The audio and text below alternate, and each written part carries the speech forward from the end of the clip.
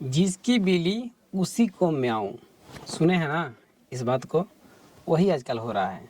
आइए देखते हैं कैसे। बिहार के सीएम नीतीश जी सदन में ये बात कह रहे हैं।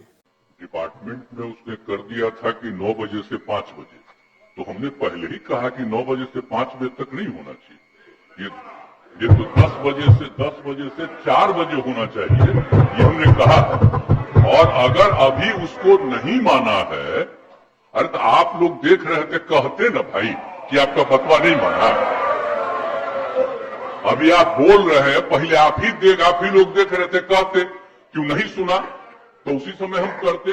अगर अभी नहीं सुना है, आज ही हम तुरंत बुला करके बात करेंगे। लेकिन पदाधिकारी क्या कह रहे हैं, ये बात सुनिए। इनकी फिजिकल अटेंडेंस और विद्यालय खोलने खाने का काम ये सब 9 से 10 के बीच में हो जाना चाहिए। पॉइंट नंबर 1, 10 बजे से 4 बजे तक 8 घंटे चलेगी।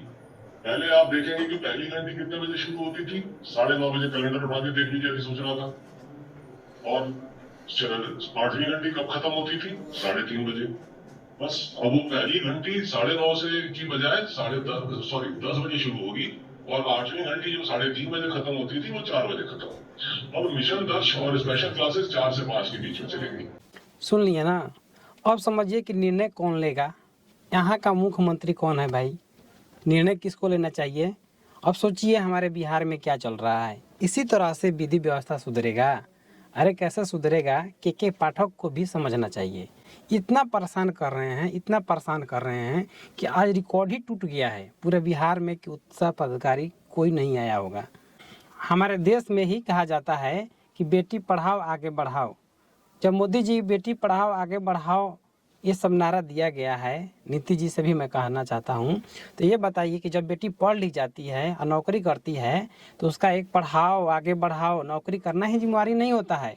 बहुत सारे जिम्मेवारियाँ उसके ऊपर होती है। घर से खाना बनाना, सुबह सुबह ऐसे ही नहीं चली जाएगी, बच्चों को भी स्कूल भेजना पड़ता है।